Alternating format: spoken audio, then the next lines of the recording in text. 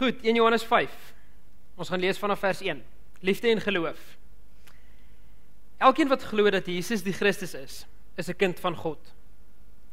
En elkeen wat vir die Vader lief het ook die ander lief wat kinders van die Vader is. Hieraan weet ons dat ons die kinders van God lief het, wanneer ons God lief het en sy gebooie onderhou. Die liefde vir God bestaan dan daarin dat ons sy gebooie gehoorsaam. Sy gebooie is ook nie moeilik om te gehoorsaam nie, want enige een wat 'n kind van God is, kan die sondige wêreld oorwin. En die oorwinning wat ons oor die wêreld behaal het, is deur ons geloof.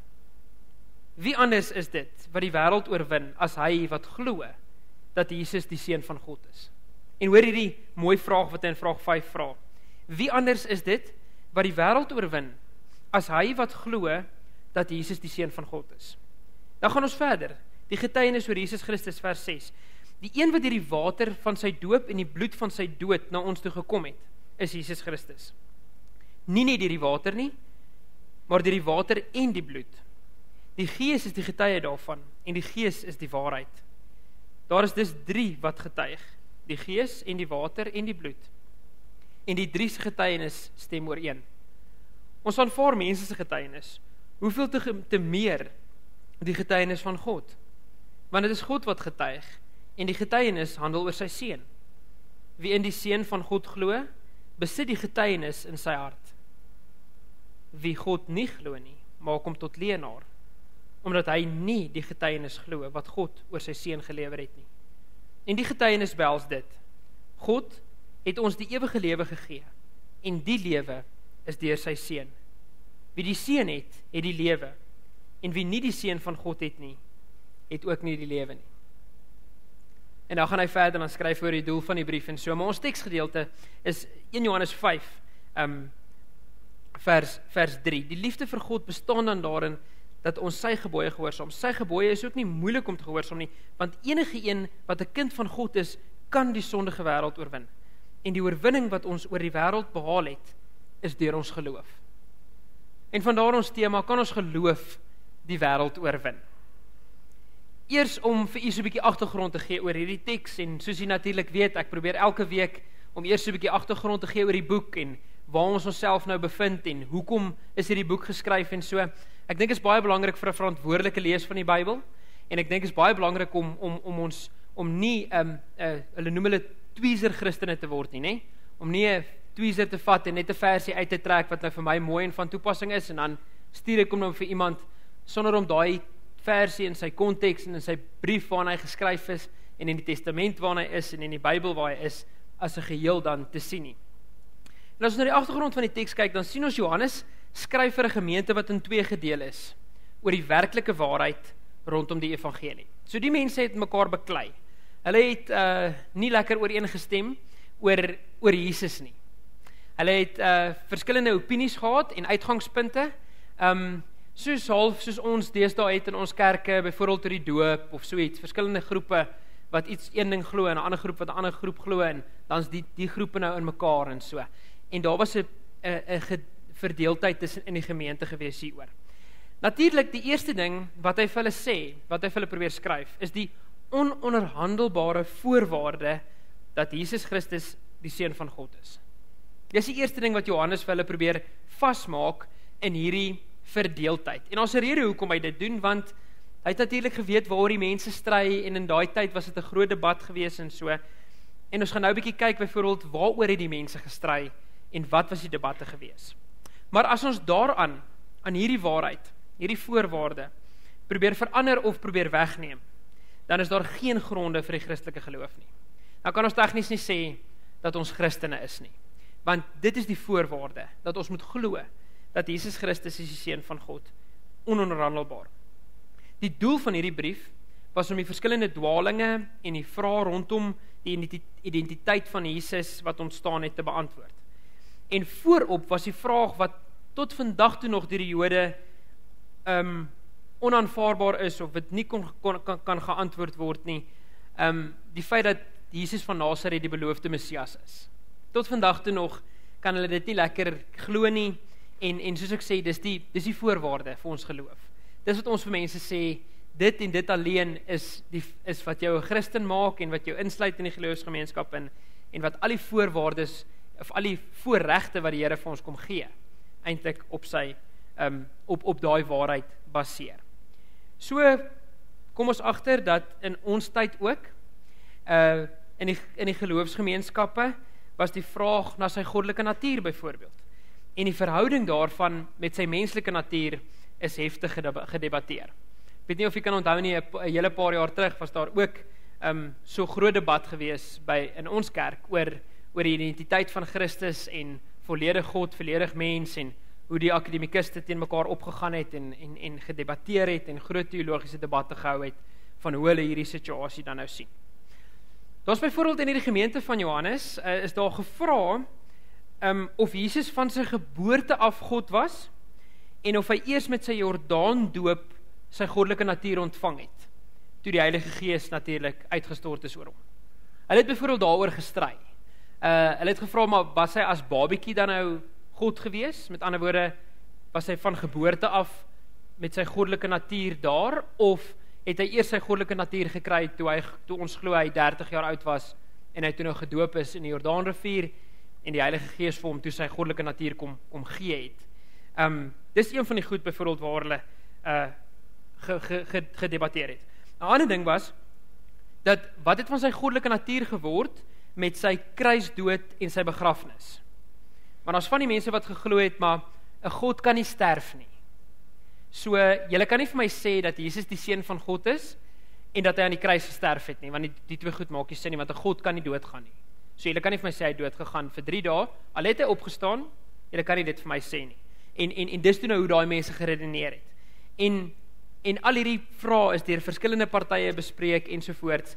En toe kom Johannes agter, maar ons moet iets hieraan doen, want dit is besig om aan tyd te ruk. Jy is besig om verskriklik erg dwaling plaas te vind, wat ons nie glo in lyn is met die evangelie. En ons kan net onsself vaagweg indink, hoe belangrik hierdie Johannesbriewe dan nou was, vir daai gemeentes. Dat hulle hierdie briewe gehad het, om die dwaling te kan bestry. En dat dit ontsettend belangrik is. En net so is die debatte vandag nog deur geloofsgroepe aan die gang. Ons kan net vaagweg indink ook hoe belangrik dit is vir ons kerk, vandag nog. Die ononderhandelbare voorwaardes van God se identiteit, van Jesus Christus se identiteit. Soos ek vir u sê, dit was nie lank terug gewees nie, 'n paar jaar terug, waar daar ook hierdie ewige debat was, presies dieselfde as in daai tyd. En inteendeel, dan verklaar die skrywer herhaaldelik dat Jesus die Christus is en dat hy die seun van God is. Dit kom 13 keer, net in hierdie kort brief van 5 hoofstuk kom dit voor. 13 keer sê hy vir hulle, dis ononderhandelbaar, Jesus Christus is die seun van God en dis wat julle moet glo. Einde van die storie. Hy verklaar dit deur byvoorbeeld in 1 Johannes 1 te sê dat ons het homself gehoor, ons het hom met ons eie oë gesien en ons het gesien en met ons hande aan hom geraak. En hom wat ons gesien het, verkondig ons aan julle. Dit sê in 1 Johannes 1 vers 3. Die Christelike gemeente bely die godheid van Jesus in 'n wêreld van baie gelowe en baie godsdienste. Eintlik so 'n wêreld wat al hoe meer en meer verskillende godsdienste begin raak sien en eintlik erken as gevolg van jou vryheid van godsdienst wat jy het. Jou reg op vryheid van godsdienst, selfs in ons land. Ok, en jy moet nou nie vir my kwaad raak nie, onthou nou wat ek vir jy gesê het, ek gaan jy nou eers negatief maak, en dan gaan jy nou eers vir my kwaad word, en dan daarna kan ons kyk of daar oplossing is. Ok, so ek sê sommer voor die tyd. Just bear with me, daar kom nog iets aan die einde. Dan kom ons agter byvoorbeeld die Judaïsme en die moslems of die Islam. Hulle wys absoluut die bestaan van Jesus af. Hulle sê dat hy was dalk 'n profeet of 'n baie goeie man gewees, maar God kan nie 'n seun hê nie. Dis mos onmoontlik. En 'n God kan nie sterf nie. So 'n God is 'n heilige wese, daar's geen manier dat hy 'n seun kan hê nie. So hulle wys dit absoluut af. En hulle beskou dit selfs as godslasterlik as jy sê dat Jesus God se seun is. Hulle dink dis lastering natuurlik teen God. En die gedagte van 'n goddelike drie-eenheid word ook as onaanvaarbaar vir hulle verwerp. En wanneer die Christelike kerk egter bely dat die geloof in Jesus Christus die wêreld oorwin, dan spreek dit van self dat die kerk moet aandui hoe en waar dit gebeur. So as ons sê, hier staan dit in 1 Johannes 5, dat die liefde, die geloof kan die wêreld oorwin. Ons wat kinders van God is, dis ons waarvan daar gepraat word, ons kan die wêreld oorwin. Dan sal die pessimis onder hulle nou by ons kom en vir ons vra, maar hoe oorwin julle nou eintlik die wêreld? Hoe is dit wat daar staan dan nou eintlik die wêreld? Want ons moet vir mekaar vanoggend die vraag vra, wen die geloof veld in die wêreld? As ons moet kyk hoe dit in ons wêreld gaan. Is ons geloof besig om die wêreld te oorwin? Kom ons beoordeel dit aan die hand van 'n paar vrae. Is dit waar van die handelswêreld en die aandelebeurse en die wêreldwye handelsnetwerke dat die Christelike geloof daarin veld wen? Of enige invloed daar het wat dit uitoefen? Is dit 'n oorwinning dat die Christelike geloof en die naam van God uit artikel 1 van die grondwet van Suid-Afrika geskraap is? Is ons besig om veld te wen binne dit? Hoe verantwoord ons oor die besetting van die Sondag deur sport en politiek en handel? Wat is die plek van die Christelike geloof in en volgens die grondwet van ons land, veral as ons kyk na ons skole en Christelike onderwys wat daaruit weggeneem is? Is dit die oorwinning van die Christelike geloof as in verskeie lande, veral Europees, die geloof se getalle beduidend gedaal het en kerkgeboue, toeriste attraksies of leë geboue geword het? Almal van u wat al in Europa was, sou dit self gesien het. Al daai pragtige kerke wat gebou is, wat nou leeg staan, wat nie meer gebruik word nie, maar almal gaan kyk na hulle want dit is so mooi. En ons kan hierdie lys nog lank uitbrei. Ons moet net eerlik wees met wat ons verstaan en bedoel met oorwin die wêreld. Want as ek nou al hierdie vrae vir u gevra, dan kan jy nou vir my sê, "Sjoe, okay, nee, dit is bietjie moeilik om te antwoord. Ek weet nie of ons heeltemal die wêreld so goed oorwin soos wat ons wil hê nie, veral nie in ons land of in ons konteks of so nie. Maar kom ons probeer. Ons kan ook byvoorbeeld die vraag vra, maar wat gaan in ons staatssektore aan? Wat gaan in ons politiek aan? Wat gaan in ons finansies aan? Wat gaan met ons rand aan? Wat gaan met die toekoms aan vir ons kinders? Met ons skole? Met alles wat duurder word? Met die hoeveelheid werkloosheid in ons land? Gaan my kind werk kry eendag? Beteken 'n graad by een van ons universiteite nog vir hom iets waarvoor ek ten duurste moet betaal? Waar is die geloofsaspek daarvan? As daar nou vergadering gehou word by die universiteit, en toe ek nou op die studenteraad was, daarso en so, dan word daar nie geopen met skriflesing en gebed nie, daar word 'n oomblik vir stilte gegee, sodat elkeen wat in die verskillende God glo, waarna hy nou glo, vir die Here mag, vir daai God nou mag bid, en vra om ons nou te help in die vergadering. So, dan gaan sit jy nou daar so by die topbestuur van die universiteit, en saam met Prof Jansen en almal, en daar sit hulle, en daar een vergadering wat ons gehou het, was die hoof van die departement van onderwys in die Vrystaat, die premier was ook daar gewees, en dan gee hulle nou die geleentheid, sit jy nou saam met al hierdie groot koppe daar in die raadsaal, en dan gee hulle nou die geleentheid vir jou om nou stil te word, want hulle kan nie open met skriflesing en gebed. Want wat as daar iemand is wat nou iets anders glo? Want hulle het mos nou die reg ook om dit te glo. So, ons kan vir mekaar vra, maar, hoe is dit nog moontlik dat ons kan positief bly in al hierdie goed wat ek nou vir julle gesê het? Hoe is dit nog moontlik dat ons kan enigstens sê, maar ons geloof kan die wêreld oorwin, en ek glo wat in die Bybel staan, al lyk die situasies wat rondom my plaasvind, bewys hulle absoluut die teendeel. Is dit nog vir my moontlik om dit te doen? Dan kan ons vra, kan ons as gelowiges nog staande bly in die wêreld vandag? As u rondom 'n braaivleisvuur sit, of u is besig om rugby te kyk, of u is met 'n gesprek besig, het jy al agtergekom hoe vinnig draai daai gesprek? na iets negatief toe wat in ons land aan die gang is. Hoe vinnig draai daai gesprek met iets negatief wat in ons wêreld dalk aan die gang is. En hoe vinnig mens dan negatief word of sommer van vooraf eintlik weer kwaad word vir dit wat gebeur. En dan kom ons agter maar, yes, dit is vir my amper onmoontlik om positief te bly in so 'n situasie. Dit is amper vir my onmoontlik om nog staande te kan bly met my geloof as die wêreld lyk soos wat dit lyk en al die goed wat gebeur rondom ons wat so negatief is.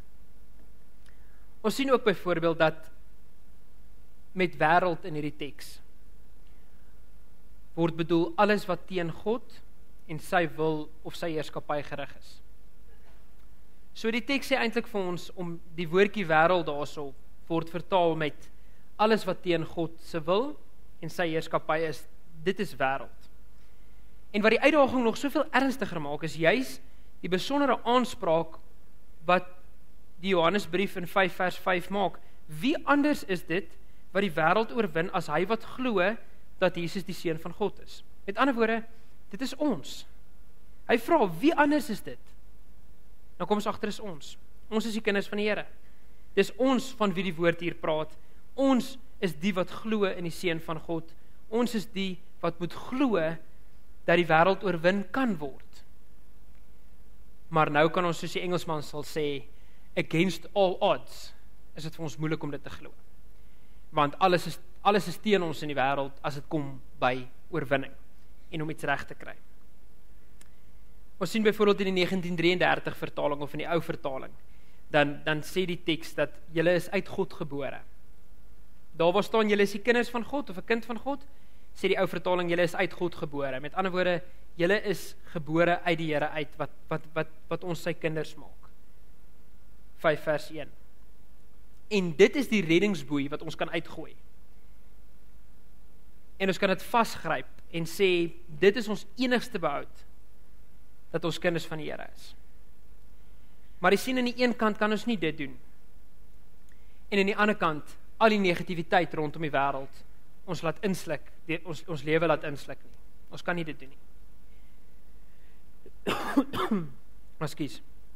Want ons moet ook vir mekaar sê, dat hierdie teks het ook 'n baie sterk aanslag op die ewige lewe. Hierdie teks word ook eintlik geskryf vir mense wat weet hulle het die ewige lewe.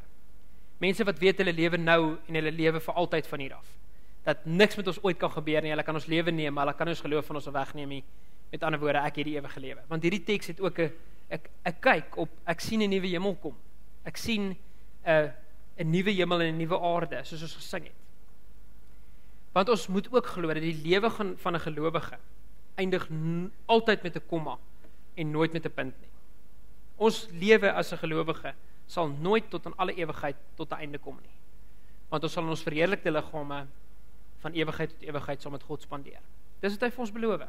Dis wat ons geloof beteken. Dis wat ons sê en bely as ons sê ons glo in die drie-enige God, die enigste lewende God, Jesus Christus, opgestaan uit die dood vir my sonde en hy sal my laat lewe. Dan kom ons ook agter dat dit is 'n besondere kenmerk van die nuwe lewe. 'n Onlosmaaklike koppeling van liefde en gehoorsaamheid. Ons kan nie, soos die res van die wêreld, liefdeloos optree teenoor alles wat verkeerd is in ons lewe nie, in ons wêreld nie. Dan oorwin ons nie die wêreld nie. Dan doen ons nie wat aan ons beloof is in 1 Johannes 5 nie. Ons moet sê dat die wêreld is besig om mense soos spionne mee te sleep in hierdie, soos hulle sê, ratreis. En daar's tyd vir niks anders nie en jy moet net kop bo water hou want dis staf al buite en almal sal op jou trap om bo te kom. Dis wat die wêreld vir hulle sê. Dis wat die wêreld doen. Ons almal het al daaronder deur geloop, dis wat met die wêreld gebeur. Maar die koninkryk van die Here is bevrydend. En dit maak nuwe horisonne oop op ware lewe. Nie soos wat die wêreld vir ons sê nie. Ons kom ook byvoorbeeld agter dat ons oorwinning is nie die resultaat van ons geloofsprestasies nie. Ons oorwinning is die resultaat van ons geloofsverbintenis met hom. Dis nie wat ons in ons geloof reg kry, of hoe oulik ons lewe, of hoe reg ons lewe nie. Ons oorwinning is die resultaat van ons geloofsverbintenis met hom. En dit is presies waar die kruks van die saak inkom. Die Here het gesê, dit is volbring. Hy het gesê, ek het alles vir jou gedoen wat nodig is vir jou redding, sonder dat jy enigiets daarvoor hoef te doen. Jy kan dit nie verdien nie, jy kan net uit dankbaarheid vir my lewe. Jy kan in my glo, en dis al wat jy nodig het om te doen. En glo ons werklik, dat dit is volbring. Glo ons met daai negativiteit in ons agterkop, oor alles wat in ons lewe aangaan, en alles wat ons so vinnig weer kwaad maak, as ons weer daaroor begin praat, oor waar ons was en waar ons nou is, glo ons nog steeds in hierdie moeilike tye, dat dit is volbring. Die Here het dit kom regkry op hierdie aarde, wat hy wou regkry op hierdie aarde. Want as ons rondom ons kyk en ons sien alles raak, dan glo ons maar, dan dink ons maar, dit kan mos nie so wees nie. Is ons onmoontlik dat dit alles volbring kan wees. Glo ons dat enigeen wat 'n kind van God is, die wêreld nog kan oorwin. Glo ons wat in 1 Johannes 5 vir ons geskrywe staan. Jy sien, jy het nou al hierdie dinge gehoor. En ek wil vra of stem jy saam met my tot op hierdie punt van die groot skeiding waarin ons is, of die teenstelling tussen om die wêreld te oorwin met ons geloof en te glo dat dit volbring is, die Here se offer volmaak is, en aan die ander kant in ons gesprekke en op die nuus en alles wat ons sien in ons wêreld is besig om agteruit te gaan. Die staatssektore met al hulle skuld, die betogings en die stakings en alles wat aangaan. Maar die Here het die wêreld oorwin. Goed, stem jy saam met my? Kom ons hoor. Ok, is 'n bietjie moeilik, nee? Goed, soos ek sê, moenie vir my kwaad raak nie, ons is nog besig, ons is nog in die ding, nee? Al wat ek vir julle probeer bewys het, is dat dit is so maklik om negatief te raak oor alles wat rondom ons aangaan. Maar dit is ook die norm. Almal raak maklik negatief oor wat rondom ons aangaan. Dit is so maklik om te sê, maar ek weet nie hoe die Here dit toelaat nie, en ek weet nie hoekom al hierdie dinge gebeur nie, maar is 'n gemors. Ek sien nie lig aan die einde van die tonnel nie. Veral nie as ons na volgende generasies sou kyk nie. Waartoe gaan dit gaan? Wat is die toekoms? Maar as ons hierdie dinge glo, en ons glo dit is volbring, en ons glo dat 'n kind van die Here die wêreld kan oorwin deur sy geloof, dan is dit die antwoord daarop, vanuit 'n geestelike volwasse oogpunt, om in God te vertrou, en dat ons moet oefen, om in alle omstandighede te weet, daai moes 'n hoofletter gewees het, dat Jesus die Here in hierdie wêreld is. Ekskuus vir daai 2 hoofletters, dit moes hoofletters gewees het. Ons moet oefen om in alle omstandighede te weet, dat Jesus die Here in hierdie wêreld is. Maak nie saak hoe sleg die omstandighede rondom ons lyk nie. Maak nie saak hoe en in watter moeilikheid ons land homself sal bevind nie, dat ons nog steeds moet oefen en ons moet glo dat die Here is die Here oor hierdie wêreld. Dit is wat maak dat ons geloof die wêreld kan oorwin. Want dis nie iets wat iemand met sekerheid vir u kan kom sê nie. Inteendeel, daar's dalk iemand wat u gaan probeer verkeerd bewys hierdie stelling. Daar's iemand wat dalk vir u gaan kom sê, maar dit is nie so nie, want kyk wat gaan aan. Ek kan vir jou uit situasies uit bewys dat dit is nie so nie. Maar dis waar geloof inkom. Dis hoekom die teks vir ons sê, en ons kan dit oorwin deur ons geloof. Ons moet glo ten alle tye dat die Here 'n plan het wat tot uitwerking sal kom, selfs in ons gemors, selfs in ons land.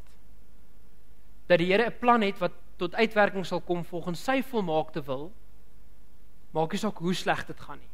Al gaan dit nog slegter en slegter en slegter. Want ons is veronderstel om die verskil te wees in die wêreld, deur vir mense te sê, weet julle wat, die Here is 'n Here wat werk as alles teen hom werk. Die Here is 'n Here wat werk against all odds. Hy is die een wat sê, maak dit vir my nog moeiliker, dat ek vir jou kan wys, die wonderwerk gaan nog groter wees. Ons sien dit op soveel kere in die Ou Testament. Ons sien dit op soveel verskillende plekke, waar die Here sê vir die mense wat hy geroep het, nee, maak dit nog moeiliker. Kom ek wys vir jou, ek sal jou krag aan my vertoon, deur die onmoontlike reg te kry.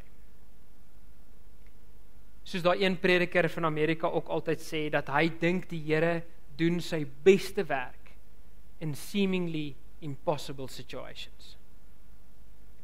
En ons wat wil anders wees in daai opsig, moet vir die wêreld kan sê, dat ons geloof kan die wêreld oorwin, want ons glo in 'n Here wat enigiets kan regkry. En jy sien, ons kan nie aan die een kant sê, dat ons glo in die soewereine, alomwetende, almagtige, alomwyse God, maar aan die ander kant, dat hierdie klein aardetjie waarop ons nou leef, en sy probleme nou te veel geraak het vir die Here, dat hy niks meer daaraan kan doen nie. Ons kan nie altyd daai goed glo nie.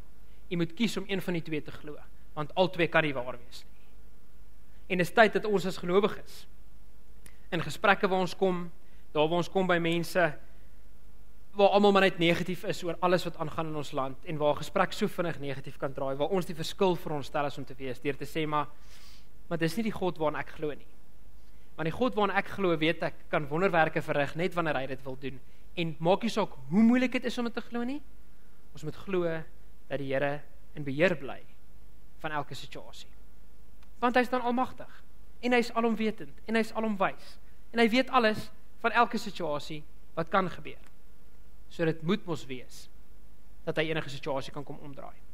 En dis hoe ons geloof die wêreld kan kom oorwin. Ons land se finansiële posisie. Die vyand wil presies hê dat ons moet soos die res van die wêreld redeneer en negatief wees oor alles wat rondom ons aangaan. Hy wil hê ons moet daai vertroue wat ons het in 'n beter toekoms, so stukkie vir stukkie maar nog afbreek, en die hoop maar nog so stukkie vir stukkie afbreek, is presies wat hy wil hê. Ons trap in sy stryk, presies soos dit, as ons dit reg kry. Maar dan kom ons agter, die Bybel sê ook vir ons, dat julle sal vervolg word, julle sal dit nie maklik hê nie. Ons werk is om te sê, ek stem nie daarmee saam nie, maar maak nie saak wat hierdie lewe van my vra nie. Ek sal glo dat die Here 'n plan daarmee het. Ek sal glo dat hy dit kan kom verander. Want onregverdigheid is deel van ons wêreld. Vir Christus was dit ook onregverdig. Hy het voor 'n raad gestaan wat hom onregverdiglik beoordeel het, veroordeel het. 'n Raad wat gesê het, hy gaan doodgemaak word vir iets wat hy nie gedoen het nie. En wat was sy temperament? Wat was die geestelike volwassenheid wat hy getoon het? Hy het gesê, dis onregverdig, maar hy weet wat die plan is. Hy weet wat moet gebeur vir hom om te kan sê, dit is volbring. En dit is tyd dat ons dieselfde sal doen en in ons omstandighede onsself sal dissiplineer en sal oefen om te sê, die God wat ons aanbid, het gesê dit is volbring. En sy plan is volmaak. Maak nie saak watter verwoesting rondom my aangaan nie. Amen. Here, dankie dat ons kan leer uit die woord. Dankie dat ons kan weet dat U kan enigiets regkry in 'n oogwink. Here, vergewe ons as ons tog so maklik negatief raak oor alles wat rondom ons aangaan. Vergewe ons as ons soos al die ander mense wat nie gelowiges is nie, ook maar net nie regtig hoop of moed het vir wat rondom ons aangaan in ons land en in ons konteks en in ons wêreld. Here, ons weet dat U doen die grootste werk as dit onmoontlik lyk. Daarom wil ons vra dat U ons sal kom help om ons temperament en ons geestelike volwassenheid te oefen en te toon en die manier hoe ons reageer op wat rondom ons aangaan wat negatief is. Here, ons wil vanoggend weer kom bely dat ons glo dat U kan enigiets regmaak en dat U in beheer bly, maak nie saak hoe moeilik situasies lyk nie. Maak nie saak of dinge lyk asof daar geen hoop is nie. Ons weet U het 'n plan met hierdie wêreld. U het 'n plan met ons lewens. En Here, as ons al die ander dinge bely in die Bybel, dan moet ons dit ook bely. Want ons weet U sien alles raak, U weet van alles en U sal nie toelaat laat iets nie gebeur wat nie in U wil is nie. U sal nie toelaat dat iets met hierdie wêreld gebeur sonder dat U daarvoor toesien. Here, ons weet ook die mens maak foute. En U gee vir die mense keuse om sonde te doen of nie. Maar ons weet U kan ook enige sonde van die mens kom regmaak deur die wonders wat U doen. Ons sien dit soveel keer uit die woord uit en ons sê vir U daarvoor dankie. Here, ons wil vra dat U ons gemeente so sal seën met alles wat nou ook voor lê en die Pinkstertyd en die bazaar daarna. Here, wil ons vra dat U vir ons gemeente 'n eenheid sal maak, 'n hegte eenheid wat saam staan as 'n gemeenskap van gelowiges en wat hoop uitdra na die wêreld toe. Ons kan nie mense wees wat lig en sout vir die wêreld is as ons maar ook net so negatief daar is nie, Here. Help dat ons dit sal kan verander deur naby aan U te bly. Here, kom gee vir ons weer daardie hoop. En laat ons weer sal glo dat ons geloof die wêreld kan oorwin. Want U het reeds vir ons die wêreld oorwin toe U gesê het dit is volbring. Toe U ons gered het, toe U ons die kinders gemaak het en vir ons die ewige lewe kom gee het. Al wat ons nou kan doen is om daardie hoop en daardie boodskap na die wêreld toe uit te dra. En ons wil bid vir almal op ons voorbereidingslys, almal wat deur 'n moeilike tyd gaan in ons gemeente, wat herstel by die huis na siekte of operasie. Daar waar daar iemand in die familie oorlede is, wil ons vra dat U troos sal bring. Dat U vir hulle ook sal wys wat U volmaakte planne is met hulle lewe. En alhoewel dit vir ons baie sleg is, weet ons dat elkeen van ons het 'n seisoen in ons lewe wat ook sal verbygaan. Here, dankie dat ons U kan loof en prys, dat as ons weet, daardie seisoen wat verbygaan, bring ons na U toe, en dit laat ons van ewigheid tot ewigheid saam met U spandeer. Here, seën ons die res van hierdie dag, en laat ons met 'n positiewe gesindheid, met die regte temperament en met geestelike volwassenheid hier sal uitloop, en U naam sal groot maak. Amen.